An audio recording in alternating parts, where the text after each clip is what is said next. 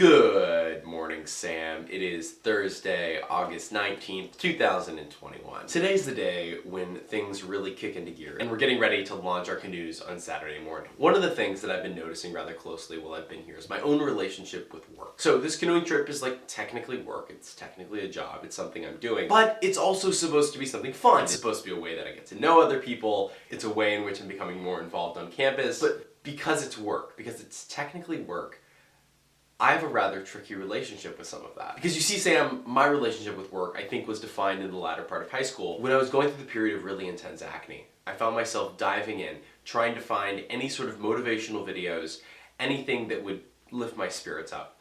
That's when I discovered the YouTuber Casey Neistat. Now, this is after he had stopped making the daily vlog, but all of those were on YouTube, and I watched all of them.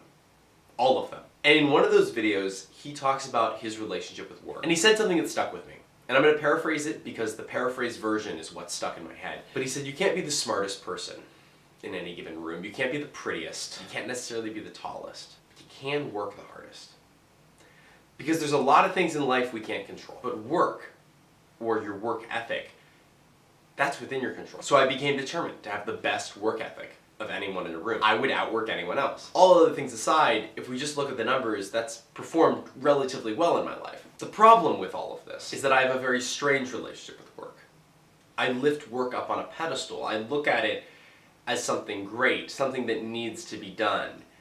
Be it busy work or actual work. I hold it to a different standard. So when we're getting ready for this trip and I'm doing the things that are technically work but really should be fun, I find myself focusing on the work aspect of it. I have a really hard time joking around with the other leaders when something needs counted or moved or sorted. I can switch between those two parts of my brain, but for me, work and pleasure, they don't mix. And the more I think about this, the more I realize this is why I've been unsuccessful in so many of the clubs that I've tried to join here at Denison. Not unsuccessful because I didn't do a good job, unsuccessful because I didn't have fun. Because I felt like it was all play and no work. Freshman year, I briefly joined a comedy troupe, but I found it was disorganized and nothing was really put together. People weren't really working on the material that they were trying to present.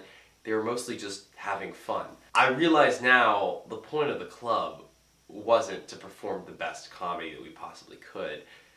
The point was to have a good time with each other. That's what I was missing. That's the piece that I couldn't seem to get. Because Sam, the strange thing for me is that when I am doing the work, when I am actually focused, when I'm trying to get things done, when I'm in the zone, I am having a good time. I am having fun. I feel productive and motivated and full and happy and satisfied. And when it's all over and we can kick back and have a beer together, I'm also perfectly happy just to relax. I love both sides of it. I love the work and I love the play, but I just don't have the ability to mix them. I don't know.